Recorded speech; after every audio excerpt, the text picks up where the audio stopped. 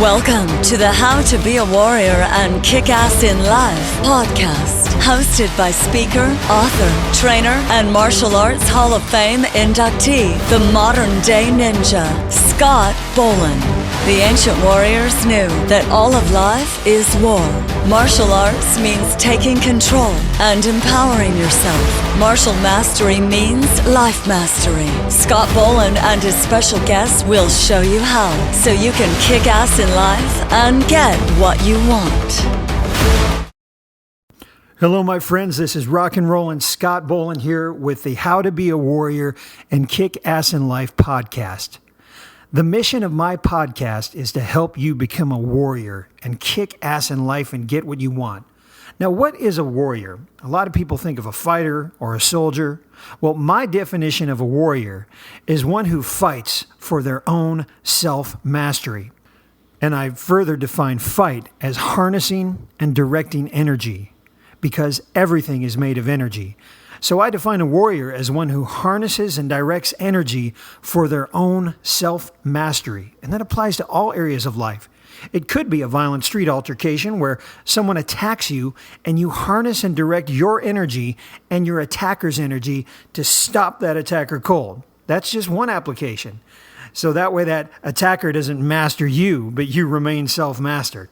So a warrior is one who harnesses and directs energy for their own self-mastery. Now, in this week's podcast, I'm honored and excited to be interviewing someone who wrote, I believe, one of the greatest books ever on martial arts and spirituality. His name is Vernon Kitabu Turner. He goes by Kitabu Roshi, and he is a modern Zen master and a very humble, gracious, and insightful man. The book is called Soul Sword, and I recommend everyone get this book. So go ahead and have a pen and paper ready to take notes. He's going to share some very profound wisdom with you right now. Enjoy. And profound book resonated very deeply with me. The author is Vernon Kitabu Turner, Kitabu Roshi, a Soul Sword Zen community. And this book, when I read it, I knew that he understood combat intuition, and the dynamic application of this intuition in spherical zones, synchronicity, self-determinism, and the abolition of fear. And if that sounds good so far, it absolutely is. I wrote a short review on it as one of my top 10 favorite books in the world. And I'm reading from that now. It says, basically, when I read this book, there was a time in my life when I was attacked by multiple attackers, more than I could count. And somehow I went into a zone and I came out of that unscathed. I came out of that undefeated, and I have no idea how, because physically that should have been impossible. And when I read this book, Kitabu Roshi had gone through the same experience, and he was one of the few who could actually explain this and many other things, spiritual aspects as well. I'm going to read from my interview before we talk with Kitabu Roshi. I put here that the book emphasizes empowering application and instinctive wisdom. And interestingly enough, he also sheds light on Bible scriptures that correlate with the entire mission and message of this wonderful book. And also, the author is humble and does not trumpet this, because often I found that those who trumpet and spout out scriptures, they're not always so humble and they don't truly understand it. So Kitabu Roshi is one of the few people in the world, and I've read dozens and studied dozens, that actually understand the meaning of Scripture. And he accurately conveys the experience of normal people performing miraculous feats and what gives them the ability to do so. And he speaks from experience on this. It was entirely accurate because I've experienced that. It was credible to me. And I know that he was telling the truth because, like I said, I too once faced multiple attackers while unarmed. I had one friend at my back, and we were victorious and unscathed, and I still couldn't explain why, but this book, Soul Sword, explains it, and so many other things.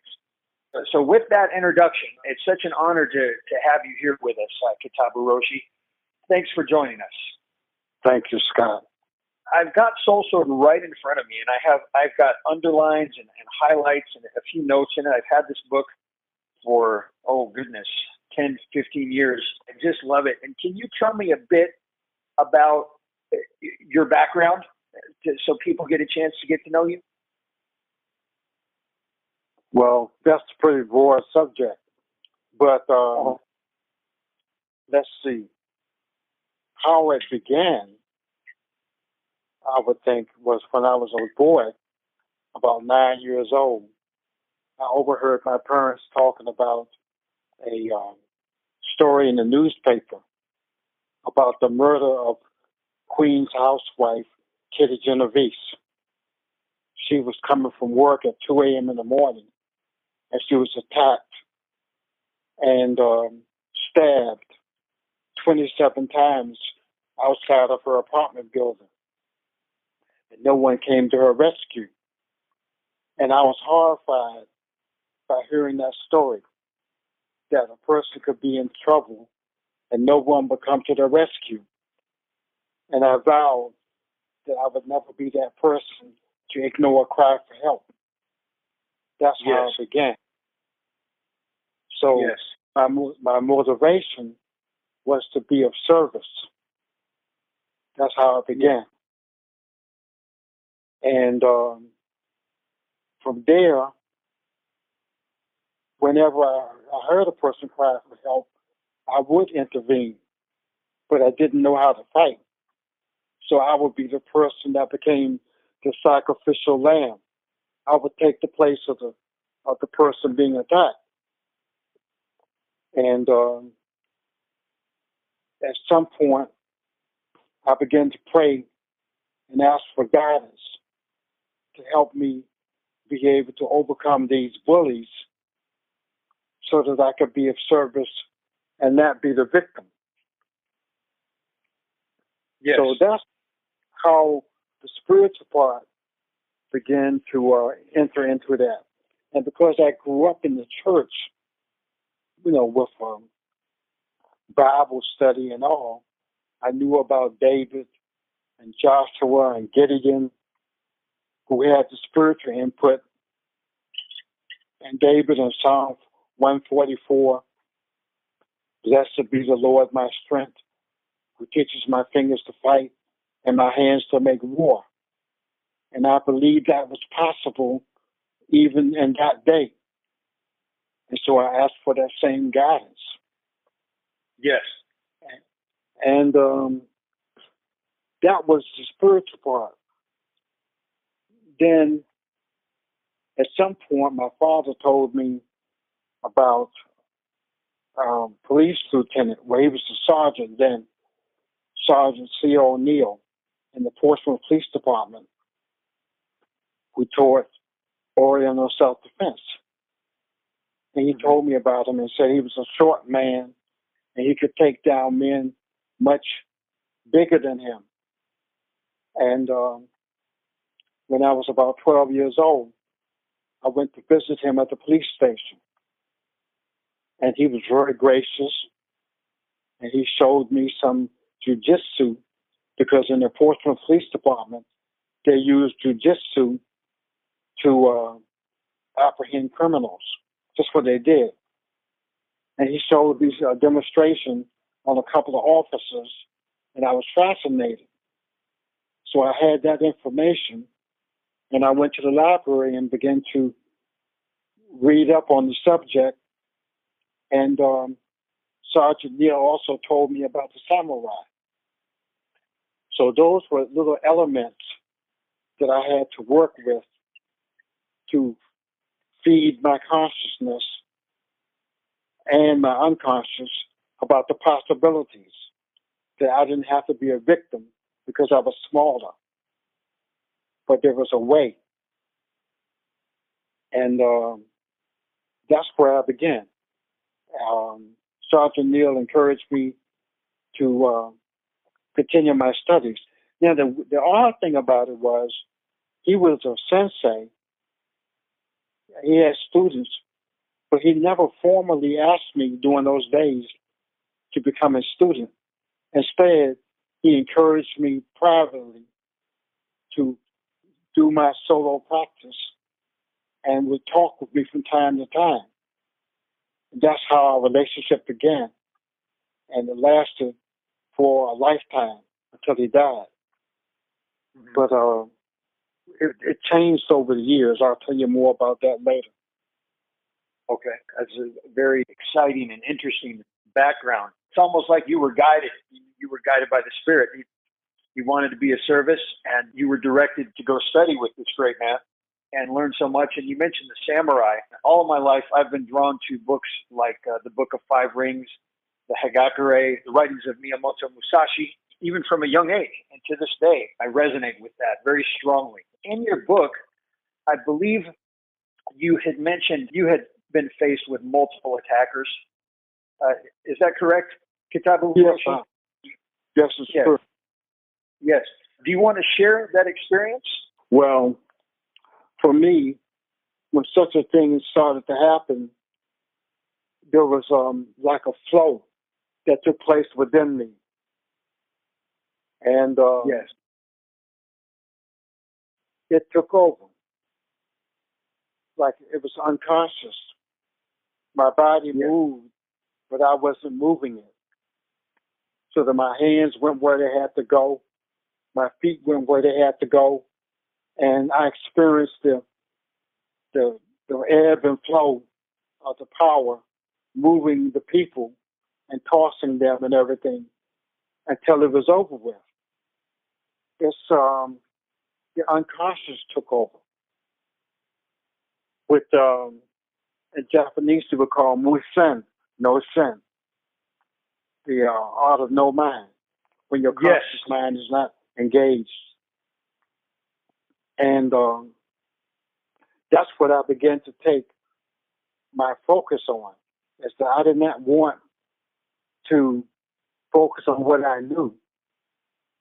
I found the power was in what I didn't know, but could still perform. Mm-hmm.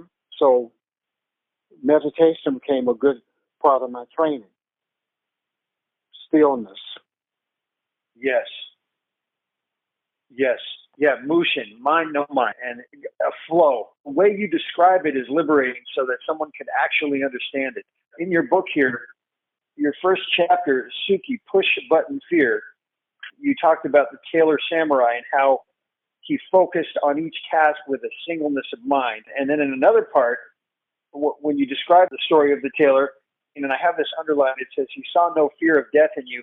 He could not sense your weakness, so his own fear came to the surface. And I tie that in with some of the things you say, like there is no externalized enemy and operating through the spirit, because when that spirit manifests physically, it's amazing, it's powerful, and it's liberating. And I want to read a quick quote from your book here. It says, the mind is divided between two distinctly different functions: taking decisive action and worrying about the consequences of failure. If you dwell on the pain and suffering, you increase the likelihood of those very results. Fearing the worst is not in itself a preventative. If you wobble between fear and taking action, your response will lack authority and forcefulness. In situations that happen without warning, dualistic thought can mean disaster. And I often say in my mental warfare secret scorings, I say your emotional response transfers control to your attacker. Because when you're facing multiple attackers, the natural thing to do is, oh my, it's to be afraid. But in that moment, that dualistic thought, it's like Taku and Sohu said, in the unfettered mind, if your attention stops on your opponent's sword, you will be taken by his sword. And that reminds me of that, because in order to flow unconsciously, you have to be in that no thought, in that Mushin. It really is within us, isn't it? Yes. Yeah. I put myself in situations in which the test was carried out. There's a video on YouTube in which I'm surrounded by 4 or 5 martial artists, and they all come at me at the same time. And I didn't know what I would do, but I'm able to throw all of them and get out of the circle. But I just stand in the middle of the circle and relax. That's all I'm doing. Mm-hmm. Excuse me. I just relaxed. And then, one by one, they fell. And I was out of the circle. But people don't realize I'm not concentrating on the technique. Mm-hmm. The technique is being performed because you see something, but it's growing out of the moment, out of the instant. It's not forethought. Yes. So it's like the wind blowing up a balloon. You're pumping the air in it, and the balloon is going up at the same time. Yes. You said you relaxed. That's the thing when you're swimming or when you're drowning. A lot of people struggle, but if you relax and lay back, you actually intuit how to float. That's wonderful. And you've got so much that you teach and offer in your work. I could just go on all day. I've got one underlined here. How you perceive yourself affects how you respond to danger. That's very profound. People, they get trapped in thought, and thought is very captivating. I used to say, for example, a student would leave the dojo, and the sensei would say, "Be aware, grasshopper," and he'd say, "Yes, sensei, but what does that mean?" And he walks out and walks around the corner and gets clobbered.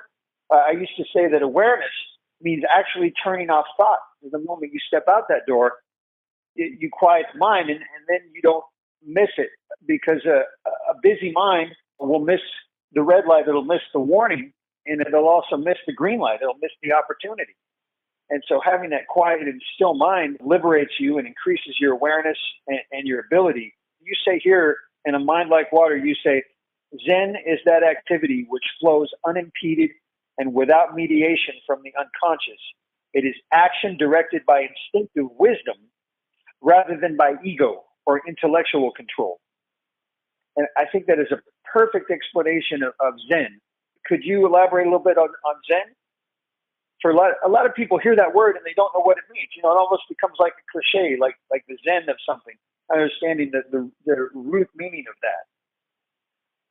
Because they take it to be a philosophy, and the philosophy comes after the experience, not before. The experience is the reality of it, you know, not a thought about it. So it's not, just like I said, it's not a technique, even though there's a technique perceived, or it is not a technique. Zen is not a philosophy. It is the way you are responding. Yes. Yes. So it's not a conceptualization it's a reality. Would that be right? Yes. Yes. Looking at your website, you wrote here, to understand the true nature of the Soul Sword Zen community, you must look beyond the obvious, beyond the personality associated with it, and be a true seeker of truth. And by truth is not meant religion, philosophy, or even science. All these fields of study contain a form of truth, but that's not what you're referring to here in and of themselves. Truth is what is so, not what is believed or thought. Truth does not need our input or collaboration. It stands alone, perfectly complete and unimpeachable. And then you said here, human beings attempt to know themselves through the medium of thought. Most people never figure out that they're living in delusion. This very much reminds me of some of Bruce Lee's writings. He talked about dry land swimming and how we become these katas and we become mechanical. It almost reminds me of The Matrix. I used to say there is a Matrix. If anyone remembers that first movie, The Matrix, we're living in a hypnotic delusion. And there's a concept called Satori, which is awakening from that ignorance. So to me, all of your writings and teachings here point to that awakening. Can you tell me a bit about your work that you do? I mean, you're an author. Obviously, you've got so many incredible books and audio courses, and I recommend to everyone. I get all of Kitabu Roshi's books, all of them. Great inspiration. Great inspiration. Can you tell me a bit about some of the work that you're doing these days and that you've done since writing Soul Sword and how that came about as well? Well, I've traveled around the world, or different parts of the world, Mm-hmm. doing seminars and training with other martial artists, on behalf of other senseis and all, and different styles from Aikido to Tai Chi to Karate to Kung Fu. People invite me.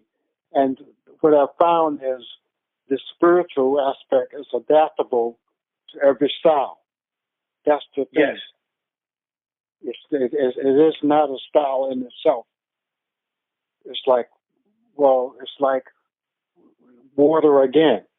It takes the shape and form of whatever approaches it, whatever vessel it's in, and accommodates itself. And Yes. I also have students, and I do regular teaching, not as much as I used to do, but I have students still, and I teach, and sometimes I can be found actually teaching or preaching in a church, Yes. in different environments. I agree with everything you're saying in terms of that spirit, which is in all martial arts, and it's that there's a common thread running through it when you get to the purity, the essence of it. Just hearing you speak, it's such a kindredness with how I view it, and I really want to ask you this. I experienced at a young age, I got into martial arts. The age of 8 is when I started formally. And at the time, I was in the church with my parents, and there was a lot of fear where they said, "Oh, that's evil Eastern spirits," things like that. I could see that there was a fear of that. It was that kind of hellfire and brimstone attitude. Are the churches inviting now? Are they welcoming? Or do you ever experience that where they confuse what you're doing out of fear? Well, I remember what you say very well. I remember that period when that fear was there. But that changed a lot over the years, to the point that some churches even sponsor martial arts classes as part of their recreation services. Yes. And some ministers even study martial arts. I know one school, the Authentic Karate School here, they had a ministerial program in which they had the ministers being trained and teaching the congregations. So that's changed a lot. But God is not east or west. But Yes. people's minds tend to divide. So they fear things that are different. But the same sun rises in the east and sets in the west. It's not a different sun. It's the same one. I think that what people don't realize is that we are spirit too, human beings. We are spirit, and that as we learn to access our spirit more, we become more. I think that's when we become more Asiatic in our approach. We tend to be more mind focused in the West, more ego focused. But as we tend to become more spirit focused, we adapt a little differently. Yes. That's the difference. I don't think it's so much Asiatic or as it is spiritual to begin with. Mm-hmm. Mm-hmm. Spirit over mind rather than mind over spirit. Yes, I love that. Yes, spirit over mind. Wow, that's great. You still teach from time to time, and I know you travel quite a bit, doing seminars, things like that, or just speaking. Yes, and demonstrations and all. I've done those in different places like New Zealand and Indonesia and Germany and Switzerland and and all different parts of the country. Wonderful. Wonderful. You mentioned, too, there's a scripture that you mentioned, or you talked about, goodness, there's so much here. You talked about, the Psalm 144, teaches my fingers to fight and my hands to make war. So I said, I'm your son, teach me too, and I will never abuse it. Then I went into the backyard and began to work out and practice, believing that I would be led into the right moves and that I would come to understand. The result of that was eventually the bullies couldn't defeat me anymore. It's wonderful. You're a man of peace, and yet you understand the martial arts are actually peaceful. I found that the more I trained, the less I was attacked, interestingly enough. People often have a misunderstanding of the martial arts. They think it's about fighting, but to me, it's always been about self-mastery and personal liberation and empowerment, and not violence. That's only an aspect when necessary, but there's so much more to it than just a physical move. Because you put here, and I have this one right here as a master key. You said, face your task, be it an opponent or a job, with a mind empty of anxiety or thought, and let the miracle of activity come.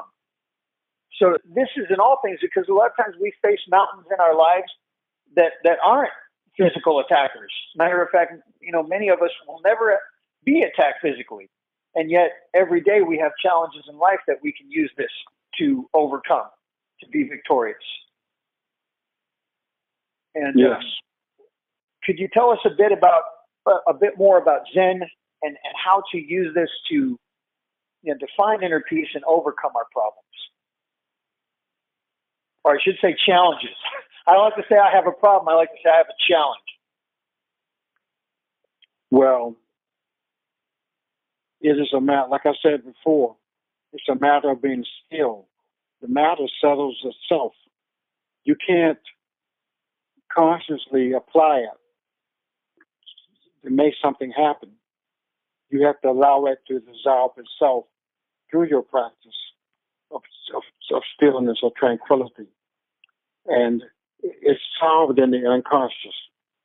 And you don't even know what has happened until that moment reveals itself in your daily life. Mm-hmm. You know how if you're working on a math problem, you are consciously working on it, and you're seeing yourself saying 2 plus 2 is 4. If you came up with the answer without going through 2 plus 2, in school they would tell you have to show how you got there. Mm-hmm. But in Zen, you really can't show how you got there. You're just there. Yes. Direct perception. Matter of fact, I have a quote here that I had highlighted under a chapter called The Enemy, and it says, direct perception of truth is superior to all secondary forms of education. Only direct perception leads to enlightenment. Accumulated information creates only an imitation of the real thing. And you even refer to a musician creates better when he channels his spirit through his instruments without worry about competition from other musicians.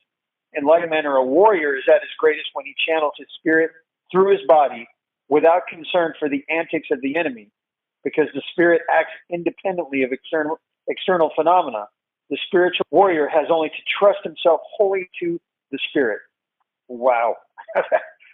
That really says it all, Kitabu Roshi. That is just fantastic. I want to share a story with you that may illustrate this more. And it happened a couple of years ago. That attitude of interceding when I thought there was trouble still is with me. So I went to a local McDonald's for a cup of coffee. And when I was in there, this older man, not necessarily older than me, but older than the people he was approaching, went up to a group of young men in their 20s and started to proselytize, talk to them about God and all. So one of the men said, "Get out of my face before I knock you across the room. And he seemed not to understand the seriousness of the matter. And he didn't move. So the man said again, if you don't move, I'm going to knock you 500 feet. And so I stood up and walked across the room to where they were. And he looked at me and he said, why are you here? And I said, I'm standing with him. The guy happened to be a Christian missionary. Mm-hmm. And he said, well, he didn't threaten me. Yes. So this time, while I was speaking to the guy, the missionary left. So it was just me with those three guys there. So I turned to walk back to my table. And they got up and followed me. And were threatening me. And I turned around and I said, don't come any closer. And I was in the stance. By this time, the whole place realized there was a possible trouble was going to erupt. Mm-hmm. So the manager came over and told them to leave, but he was calling the police. Or he had already called the police. Actually, it was a she. She had already called the police and told them to leave. So they left. Mm-hmm. It was 2 weeks later when I was in the inner city. I went to take some money to one of my students who baked cakes for the class for birthdays. Whenever we had a student with a birthday, we baked them a cake. Uh-huh.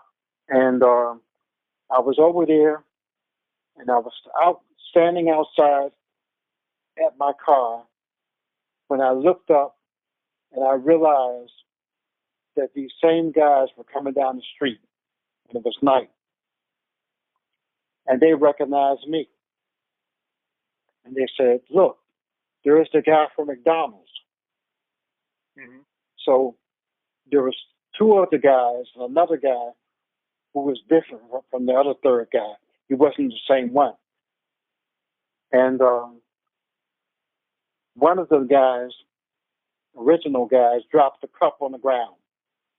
And he said, pick up that cup and hand it to me, and we'll call it even.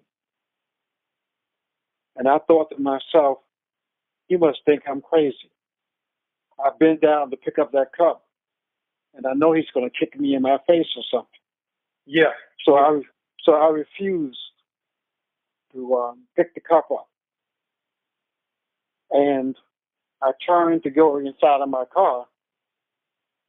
I told my student, who was a grandmother, to go in the house. And for some reason, she didn't want to leave. I went toward my door of my car, and I opened it.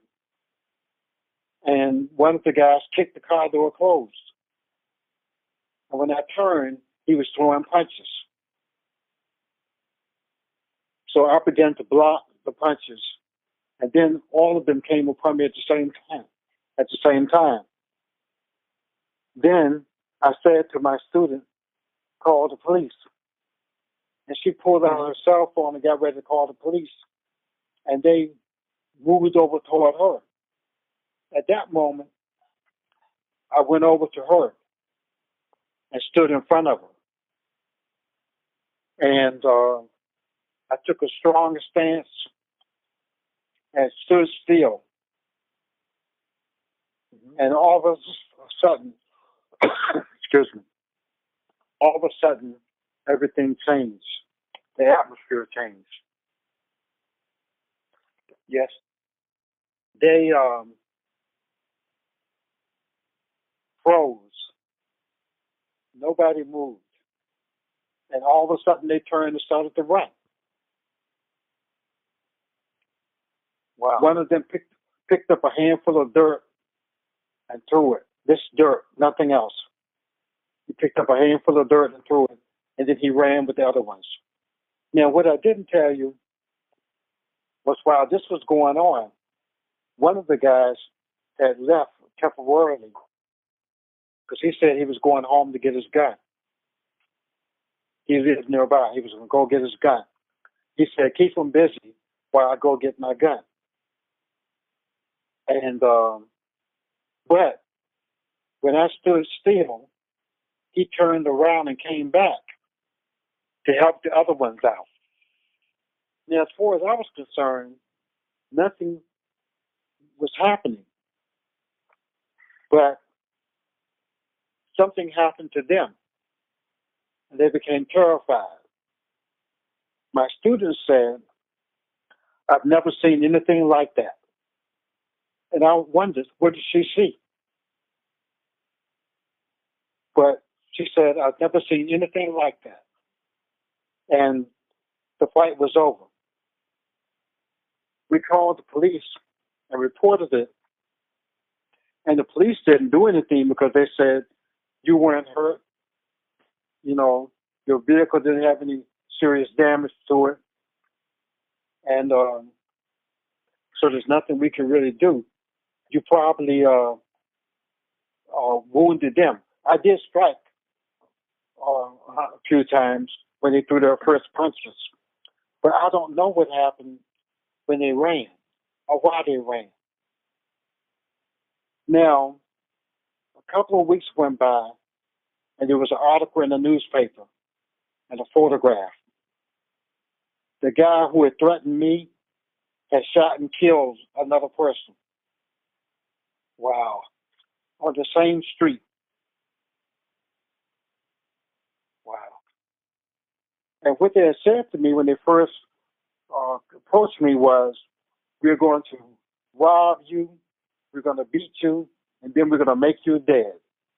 That's what they said. Mm-hmm. And when that was said, all of a sudden, my mind went peaceful. There was no future moment. There was no past moment. There was just that moment. That's all there was. Yes. And there was no fear. There was just dealing with that reality in that moment. Everything was standing still. And I often wondered what they were experiencing. But whatever it was made them run. And there was nothing behind me, no police, no anything that would contribute to that fear. But they felt something that terrified them. Yes. That is an amazing story. I wish the police had listened to you and looked into the guy further. That later shooting perhaps could have been prevented. That's what I was thinking about. I gave them a description and everything because of what they said, we're going to rob you, we're going to beat you, we're going to make you dead.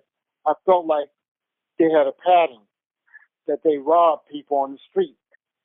Yes. That's what I felt like. And I wanted to prevent it. But the police, I followed up with the police. I called them more than once, but they never pursued it. And therefore, within a 2-week period of time, a person was shot and killed. And yes. Yeah, it's such a shame because it actually, I believe, I could be wrong about this, but I believe it's actually a felony to threaten to kill someone. I believe that, I could be wrong or it may change in jurisdictions, but I believe that in itself is a crime. And I wish they had investigated in that way because that's a serious threat. When someone says that, it means it. How unfortunate that they didn't look into that further. But so an amazing story, though, of how that predator, which I would call them, these are predators, sense the strength in you that he didn't want to mess with. So the best they could do is shout threats at you and run off. Yes. In a milder sense, I was at the same place at the local McDonald's. I go there a lot for coffee. And during the summer months, the teenagers and 20-somethings tend to take over. And they are cussing a lot and creating havoc in the place. And a lot of senior citizens go, and I qualify as a senior citizen these days. And but they don't say anything to them. So I was sitting there drinking my coffee, and a whole bunch of teenagers and 20-somethings came, and they moved from the back of the building to the side where I was. And they were cussing and all, making a lot of noise. But I didn't say anything to them. And then one of them sat down at my table without permission. So I said, "You can't sit here." He said, "Why not?" I said, "You can't sit at my table. You're making me part of your team. And I'm not part of your team." I said, "You're cussing and making all this noise in here, and I don't want to be a part of it." He said, "This is a public place." And I said, "And this is a private booth." So one of the women that was with him said, "Well, I don't blame him, because if my father or grandfather was being disturbed, I'm sure they wouldn't like it." So he said, "You shut up." No, he said, "You shut up. You don't know what you're talking about. I'm not moving." So he said he wasn't moving. Now that was a challenge. But rather than continue to talk to him and get him to talk back to me and escalate, I grew quiet. So I just started to meditate. And he started fidgeting around and standing up, sitting back down, standing up. And then he got up and he made an excuse to leave. And he left out of the building, and all of his friends left with him. That's the way it ended. And Just I by had peace and quiet again. Huh? Yes. Oh, I said just by meditating. That is wonderful. That's perfect. That again, you've given an example of the spiritual overcoming a physical threat. Because certainly, you used the word escalated, and that could have escalated had you not handled that with inner peace. If I had to go into him another way, I would have gone man to man against him. He would have been agitated. He would have responded in kind, and it would not have been spiritual at all. But I went to a different level. Yes. He couldn't fight against that. Yes. Yes. Yeah. Yeah, that reminds me here in your book, I have this underlined. It says, "It is the trick of the enemies of man to pull him outside of himself, outside of the oneness, so that he may be vulnerable to defeat." So you didn't let that in, and that's what they do. They come along, they threaten you, they provoke you to pull you outside of yourself, outside of your oneness, to make you vulnerable to defeat. And you did just the opposite. And that's what I endeavor to do when I'm faced with a challenge, is to go within. Yes, to go within. Before we wrap up here, let me ask you a question now. How would you describe God? I just did. I love it. Yes, in your book, you say that so often, in my life, I've come across people who were very religious and divided, not only against others, but even against themselves, because they wanted to describe God in a mechanical way, and if anyone else didn't see it that way, then they were wrong. And so this so resonated. It actually gave me hope when I read this book. I thought, here's a man who understands it, because I was often hurt by these kind of people. And so I for a while, I rejected things spiritual. I thought, oh, they're all a bunch of fakes. But then I come across books like this and I go, okay, there are people out there who understand it, who are walking in the mechanical delusion of judgmentalness. Your humility and your compassion for human beings and the human spirit is moving. And I just recommend to everyone to go to soulsword.com. I would recommend starting with the book itself, Soul Sword, which you can order from the website or from Amazon or get at a bookstore, and look into Kitabu Turner's work and teachings. They're wonderful. And let's talk again soon. I just want to say I love you, sir, and I thank you. I love you too, Scott. Well, let's talk soon. And thank you so much for your time today. Thank you for your support, Scott. I appreciate it. Okay. And I appreciate you. Okay. Thank you. And we'll talk soon. Have a great day. Okay now. Peace.